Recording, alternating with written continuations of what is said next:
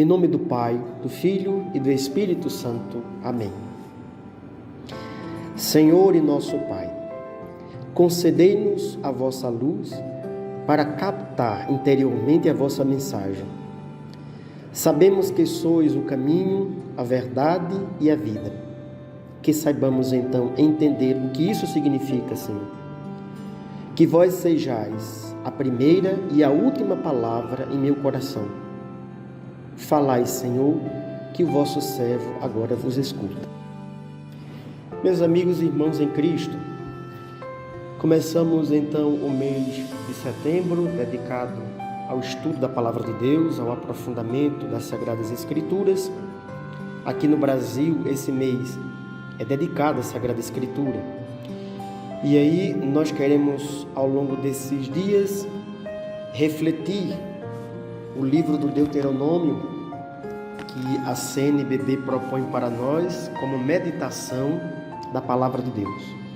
Então, ao longo desses dias, nós estaremos enviando esses áudios como podcast para você meditar, seja no trabalho, seja indo para o trabalho, ou seja, na conclusão do dia ou no final da tarde, juntos fazermos uma reflexão a partir da Palavra de Deus, à luz da Palavra de Deus, também para a nossa vida nos dias de hoje.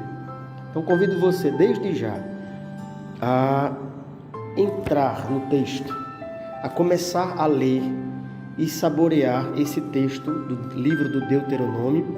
Está no Antigo Testamento e é o último livro do Pentateuco. Convido você então para meditarmos juntos. Deus nos abençoe, nos conceda as luzes necessárias para compreender a sua palavra naquele tempo, a sua mensagem dita naquele contexto, como também a sua mensagem que é dita para nós hoje. Paz e bem a todos. Louvado seja nosso Senhor Jesus Cristo, para sempre seja louvado. Meus amigos e irmãos em Cristo, convido você nesse momento a abrir o livro do Deuteronômio, no capítulo 30, versículos de 15 a 19. Vamos ler juntos. Vê, hoje ponho diante de ti a vida e o bem, a morte e o mal. Se obedeceres aos mandamentos do Senhor teu Deus, que hoje te promungo, amando o Senhor teu Deus, seguindo os seus caminhos, guardando os seus mandamentos e decretos, viverás e crescerás. O Senhor teu Deus te abençoará na terra que entrarás para conquistá-la. Mas se teu coração se afastar e não obedeceres, se te deixares arrastar e te prostrares, prestando culto a deuses estrangeiros, eu hoje te anuncio que com certeza morrerás, que após atravessar o Jordão e entrares na terra para tomar posse dela, não viverás muitos anos nela. Hoje convoco o céu e a terra como testemunha contra vós. Ponho diante de ti a bênção e a maldição. Escolhe a vida e viverás tu e tua descendência, amando o Senhor teu Deus, escutando sua voz, apegando-te a Ele, pois Ele é a tua vida e teus muitos anos na terra que havia prometido da parte de teus pais Abraão, Isaque e Jacó. Aqui já temos um pouco mais de maturidade, de compreensão, de elementos para compreender e interpretar o texto do livro do Deuteronômio. Estamos no finalzinho do texto, do livro, os próximos capítulos, até o capítulo 34, nós vamos vendo essas últimas recomendações de Moisés, sua despedida, a sucessão de Moisés a Josué, que levará o povo à terra prometida, a ideia da fidelidade, e esses cânticos de louvores que nós vamos vendo no finalzinho. Veja, o texto que nós acabamos de ler diz assim: Vê, hoje ponho diante de ti. É hoje. É o dia de Javé, né? Tão bem trabalhado pelos profetas, pelo Antigo Testamento, né? O dia, hoje. A graça de Deus acontece hoje. Fazemos memórias do passado, das maravilhas de Deus, da aliança de Deus, mas a graça de Deus é atualizada no dia de hoje. A palavra de Deus é atualizada no dia de hoje. Por isso que meditamos que o livro do Deuteronômio é uma reapresentação do texto, atualizando aos dias de hoje. Hoje, diante de ti, põe a vida, o bem, a morte e o mal. Já tivemos a oportunidade, a compreensão de entender o que é o bem e o mal aqui. O bem se refere à fidelidade e à aliança. E a aliança, essa aliança que tem como princípio ético a vida. Se optamos pela vida, se defendemos a vida, né, nas suas diversas expressões, teremos a graça de Deus. Se optarmos pela morte, teremos a desgraça, é o mal, né? Teremos o mal diante da nossa vida e a consequência disso. Eu recordo que essa semana o Papa Francisco pediu para rezarmos pela criação e eu estava vendo o site do Vaticano e tinha umas senhoras piedosas, né? Desse povo assim, metido essa bichão de religião, questionando por que o Papa estava pedindo para rezar pela vida, pela natureza, né? Se a salvação acontece nas pessoas. Veja o modo de uma interpretação errada da palavra de Deus.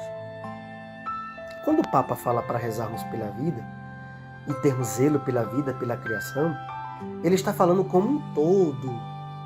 E nós não somos, por mais que a gente possa dizer que somos o ápice da criação, nós não somos o único elemento da obra criadora de Deus. Então, quando rezamos pela vida, estamos pedindo a Deus a graça da conversão do coração do ser humano para cuidar bem da vida. Cuidar bem da vida desde a fecundidade até o último bem, no último momento da existência. Cuidar bem da natureza, cuidar bem das relações humanas, cuidar bem da nossa família, da sociedade. Um recado que nós escutamos também no livro do Deuteronômio, que os administradores saibam cuidar bem, zelar pelo povo, né? Não se envaideçam. Porque fazendo isso, nessa arte do cuidar da vida, nós teremos vida e vida em abundância.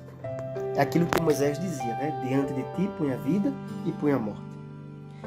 Então, se obedecermos aos mandamentos do Senhor, que prevê a ética da vida, seremos abençoados. Mas seremos amaldiçoados em tempos difíceis, em tempos de misérias, em tempos de guerras, em tempos de aflições, né?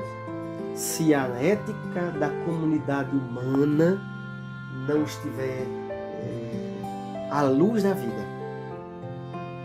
E aí entra o tema da idolatria no livro do Deuteronômio, no livro do Êxodo, no livro do Levítico, no livro dos profetas, da idolatria, que parte nada mais, nada menos desse deslocamento do olhar do ser humano de Deus à idolatria das coisas. Tem olhos e não pode ver, tem boca e não pode falar, tem ouvidos e não pode ouvir. É Baal, é o bezerro de ouro, né? É o ouro e a prata. O poder, o ouro, a prata, que destrói a beleza dos relacionamentos humanos. A divindade pagã babilônica, né? A divindade pagã dos romanos, a divindade pagã dos cananeus, a divindade pagã dos samaritanos, do Reino Norte, a divindade pagã de todos os momentos da história, quando colocou as coisas, a ambição, o dinheiro, o poder, o prestígio acima de Deus. Isso destrói a vida humana. Né? Isso destrói a vida humana. E quando perdemos o senso da vida, perdemos o respeito também uns pelos outros. Né? E aí a gente vê os extremismos religiosos. O filho que desobedece em casa leva lá fora, na rua, e mata ele, né? O extremo, o apelo da morte, né? A idolatria da morte, a cultura da morte. É até uma reflexão para a gente pensar nos nossos dias, né? O que é cultura da morte? O que é ética? O que é valor para nós hoje? Será que o bem comum, a dignidade humana, são princípios morais? A ética da vida é um princípio moral nosso? Quando falamos hoje de uma população que passa fome nas ruas, quando falamos de uma população que tem seus direitos básicos, né, privados, quando falamos de trabalho escravo, quando falamos de mais de 110 mil, 120 mil mortos por esta pandemia do coronavírus, que sentimento brota dentro de nós? A frieza de quem já não se importa mais com isso? Ou a preocupação com a vida? É aí onde você vai ver a que Deus você serve. Quando a gente diz assim, não dê comida a quem está na rua porque acostuma, né? E isso não é bom. Não alimente os despejados na rua. O que tem dentro de nós? Que sociedade mais desumana essa nossa? Quando pensamos na divisão dos bens que são de Deus e que olhamos para uma sociedade como a nossa, que pouca gente tem muita coisa e muita gente tem pouca coisa, né? Pouca gente tem muita coisa e muita gente tem pouca coisa, é a questão social, a miséria social, né? Essa sociedade, ela parou para refletir sobre Deus? A história da meritocracia, né, que tanto se fala hoje, é bíblico isso? É do coração de Jesus? Ou é coisa da doutrina humana nossa? Quando vemos pessoas cruzando o oceano à procura de vida digna em outros países, cruzando fronteiras, né, a busca de dignidade humana, e quando se fala de construção de muros, de expulsar esse povo porque estão roubando nosso patrimônio cultural, natural, nossos empregos, será que nós estamos falando de Deus? Uma pátria que nasceu praticamente à luz do Evangelho, celebrando uma missa, né? Como o primeiro ato institucional da descoberta do Brasil. Quando fazemos isso, será que nós estamos sendo fiéis à nossa história, fiéis à lei de Deus? Quando dentro das nossas igrejas as coisas, os enfeites, as tiras, os panos, os pedaços de coisa são abençoados e no relacionamento com os outros amaldiçoamos os outros, será que isso agrada a Deus? Uma religião que abençoa portas, que abençoa coisas e condena o ser humano, que é tão amado por Deus, será que isso é da vontade de Deus? Por isso que Moisés, antes de morrer e antes de passar a sua função para Josué, né, antes da entrada da terra prometida, ele diz assim: eu hoje convoco o céu e a terra para ouvir isso, como testemunha. Ponho diante de ti a bênção e a maldição. E aí em seguida diz assim: escolhe a vida, escolhe a vida. É uma grande catequese, um bonito discurso de despedida de Moisés, muito parecido, há um paralelo entre os discursos de Jesus, né, que na última ceia lava os pés dos discípulos, e ali naquele clima de fraternidade, naquele clima de celebração da aliança, diz aos discípulos que é preciso que eles façam a mesma coisa que o Mestre está fazendo, porque isso é sinal de amor, é sinal de fidelidade.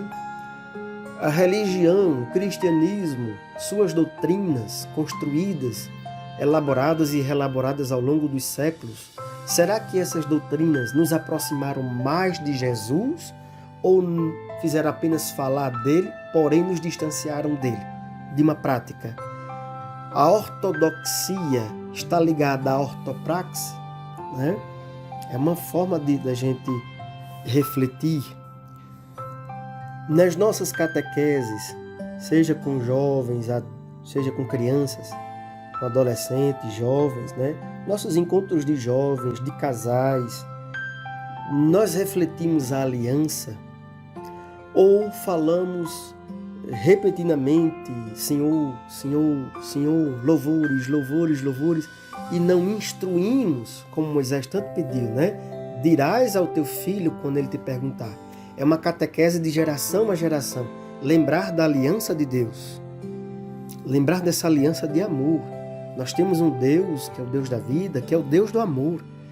E é importante que o viés de nossas catequeses, das nossas celebrações, da vida da comunidade, esteja enraizada nesse ensinamento. E aí, na vivência da lei de Deus, a bênção. A bênção, né? Eu fico pensando muito nisso, né? Eu fico refletindo até de modo preocupado nas situações pastorais, eclesiológicas do nosso tempo. Às vezes até reclamo de excesso de devocionismos, as pessoas não compreendem, às vezes digo isso na liturgia ou nos encontros com grupos, eu falo muito nisso. Talvez hoje vocês não entendam o fato de eu dizer isso, mas futuramente vocês vão entender. Semeio essa palavra agora, no hoje das nossas vidas, para depois isso ser entendido. Abençoamos coisas, ou então entendemos a bênção como algo mágico. Vou dar uma bênção em você para você conquistar todas as coisas da sua vida. Não é assim. Esse pensamento mágico não nos ajuda a entender a palavra de Deus. A bênção, como dizia Moisés, ela flui, ela é dada por Deus e flui dentro de nós como consequência da vivência da nossa espiritualidade a partir da aliança, né? Pela escolha da vida. Escolher a vida, as coisas fluem naturalmente dentro de nós, né? Na sociedade, na política, na religião, né? Em todos os ambientes, né? Escolher a vida, semear a vida é sinal de colheremos vida. Deus continue nos abençoando, nos protegendo, nos dando vida, e concluo este podcast rogando a Deus a bênção. A bênção, aquela mesma bênção que Moisés rogou sobre o seu povo, eu rogo a Deus por todos nós neste momento. Paz e bem a todos.